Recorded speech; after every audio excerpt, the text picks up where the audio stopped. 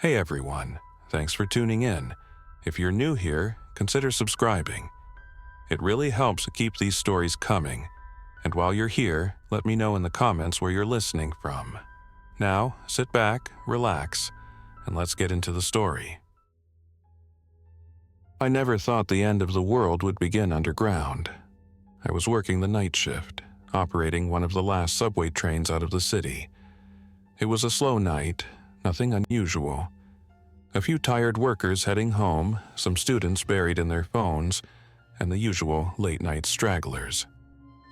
The station speakers crackled overhead, announcing the final departures, their robotic voice echoing through the nearly empty platform. The first sign that something was wrong came through the radio. Central to all operators, be advised, we're receiving reports of disturbances near the main terminal. Police are investigating. Disturbances? That was vague. But in this city, vague warnings weren't uncommon. Fights, robberies, maybe even a small riot. None of that was my concern. My job was simple. Keep the train on schedule and get people where they needed to go. I looked out at the platform one last time before closing the doors. A few last-minute passengers rushed in, barely making it. The automated chime rang. The doors slid shut, and with a low hum, the train pulled away from the station, disappearing into the dark tunnels below.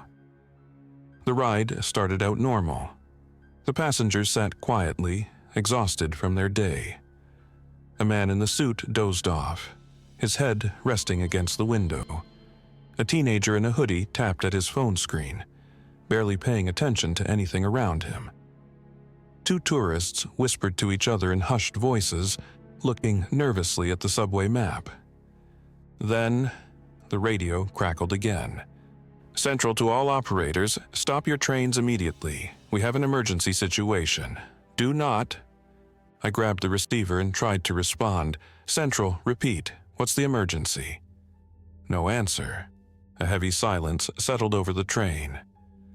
Outside, the tunnel walls rushed past, the dim overhead lights flickering as we sped forward. Something felt off. Then, from the back of the train, I heard it, muffled shouting. A scuffle, a woman's voice yelling in panic. I hit the intercom. Everything okay back there? No response. The shouting turned into screams. I glanced at the security cameras above my control panel, switching views until I found the right car. My stomach dropped. In the grainy black and white footage I saw chaos. A man had collapsed onto the floor, convulsing violently. A woman knelt beside him, shaking him, trying to get help. Passengers stood, forming a circle around them, whispering nervously. Then, the man stopped moving. A moment of eerie stillness. The woman touched his face, pleading with him to wake up. Then, he did. His body lurched upright with unnatural speed. His head snapped toward her, his eyes empty, hollow. Then he lunged. The camera feed cut to static. A new scream echoed through the train, louder, closer. I felt my heart hammering against my ribs. This wasn't a fight, this wasn't a robbery. Something was very, very wrong. I had to stop the train, now. I reached for the emergency brakes, and that's when the lights flickered and went out.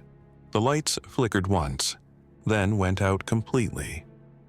For a few seconds, the only sound was the low hum of the train gliding through the tunnel.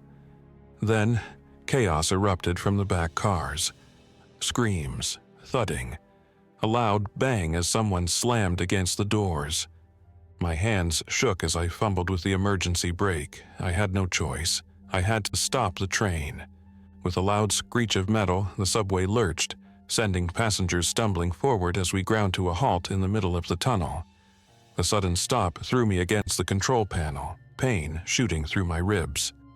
The train's emergency lights flickered on, casting the interior in a dim, sickly red glow. I grabbed the radio. Central, this is operator 442. My train is stopped between stations. There's some kind of attack happening on board. I need assistance immediately.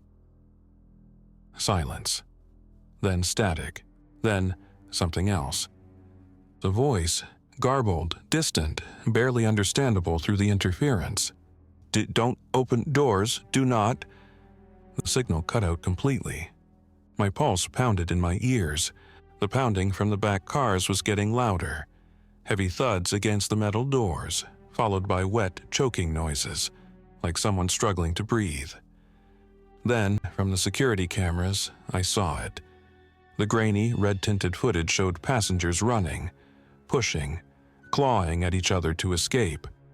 A man in a hoodie banged on the doors between cars, his face twisted in terror. Behind him, a woman in a torn jacket wasn't running. She was twitching, her body convulsed in sharp, unnatural movements. Then her head jerked up, her mouth opened wider than it should have, and she lunged. The man barely had time to scream before she was on him, teeth sinking into his shoulder. He thrashed, tried to shove her away, his hands pushing against her face.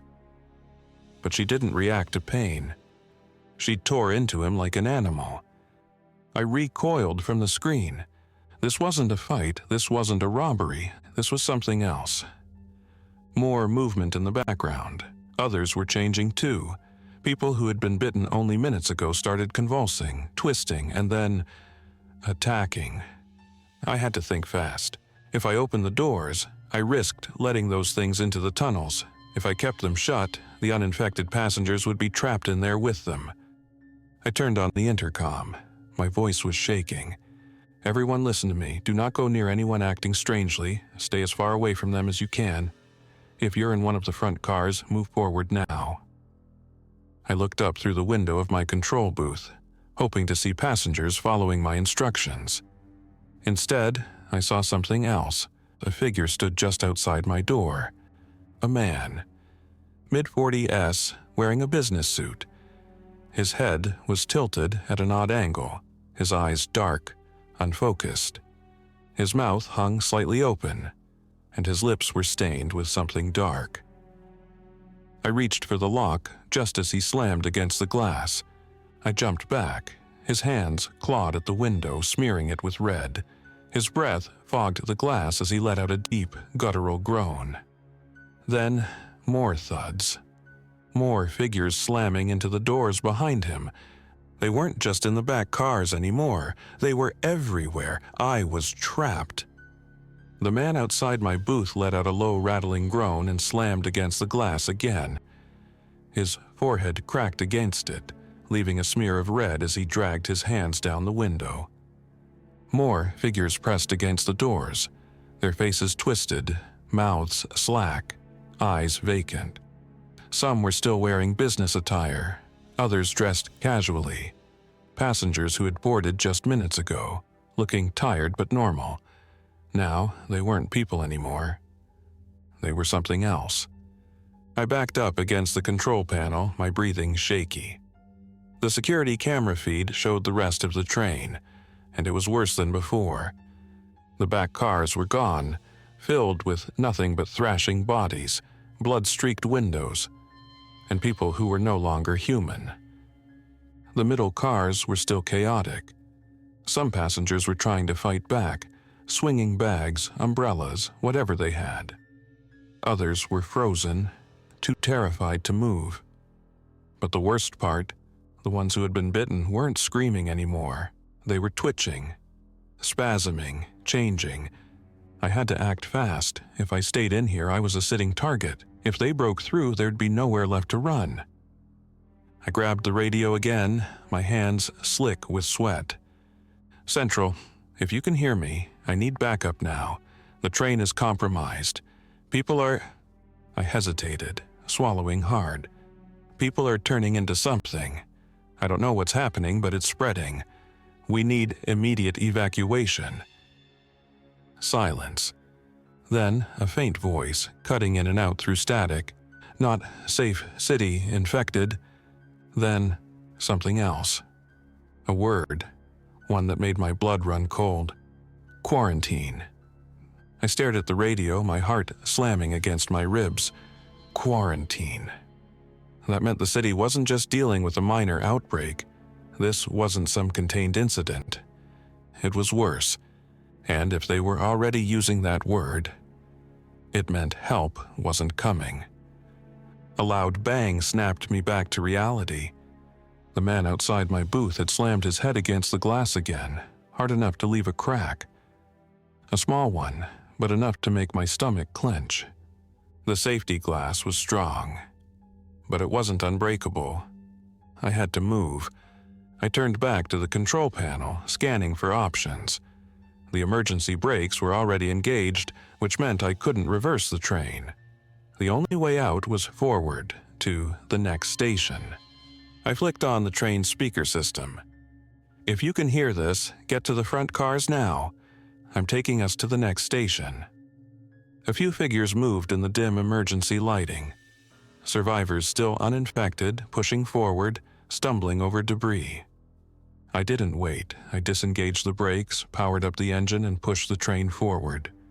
With a deep mechanical groan, the subway lurched back to life, speeding through the darkness. The movement threw some of the infected off balance. They staggered, some collapsing into seats or against walls. But it wouldn't stop them for long. I glanced back at the cameras. The middle cars were nearly empty now. Either the passengers had made it forward, or they hadn't made it at all.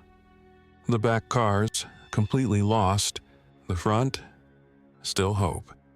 I just had to reach the station and pray that whatever waited for us there was better than what was behind us. The train thundered through the tunnels, the metal wheels screeching against the tracks as I pushed the engine to its limits. The next station wasn't far. I just had to hold out a little longer. But the glass behind me cracked again. The man in the business suit, what used to be him, kept slamming his head into the window harder each time. His forehead was split open now, but he didn't react. No pain, no hesitation. Just relentless, mindless aggression. I could hear more of them outside the booth, their ragged breathing, their fingers scratching at the metal. I had minutes, maybe less. I gritted my teeth and kept my eyes on the tracks ahead. The dim tunnel lights flickered past, casting eerie shadows through the train. Then, I saw it. The station. The platform came into view, illuminated by harsh fluorescent lights. But something was wrong. It was empty. No security, no transit workers, no waiting passengers. Just silence. I hit the intercom one last time. "We're arriving at the station. If you can move, move now. This is our only chance." The train screeched to a stop, metal groaning as it pulled alongside the platform. I manually released the doors. They slid open with a mechanical hiss. A handful of survivors, 5, maybe 6, stumbled onto the platform, their faces pale, their hands shaking. I shoved open my booth door and sprinted out, my legs nearly giving out beneath me. Behind me, another crack. The window finally shattered. I didn't look back. I could hear them pouring out of the train, their movements erratic, their bodies slamming into the walls as they chased us. I ran. The others ran too, sprinting toward the emergency exit at the far end of the platform. One of them, a young guy in a hoodie, reached it first and slammed his fist against the door release. Nothing. No, come on," he yelled, jamming his fingers into the gap, trying to pry it open. The others caught up, pounding on the metal. I turned back. The infected were closing in, staggering onto the platform. Some were fast, too fast. We had seconds. Then I saw it, a maintenance tunnel. A heavy-duty door on the side of the platform, slightly ajar. "There!" I shouted, pointing. We scrambled toward it, shoving through just as the first infected lunged. The moment we were inside, I grabbed the door handle and pulled with everything I had. It slammed shut. A second later, bang! Something crashed against the other side, then another. Hands clawed at the metal, fingers scraping against it. We backed away, gasping for breath. The air in the tunnel was damp, filled with the scent of rust and stagnant water. Dim emergency lights lined the walls, casting weak shadows ahead.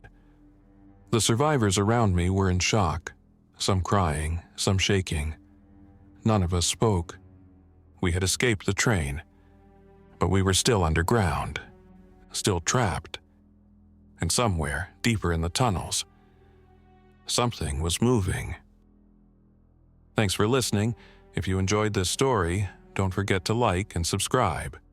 Your support keeps these creepypastas coming. Until next time, stay alert, stay safe, and never ignore the feeling that something is watching.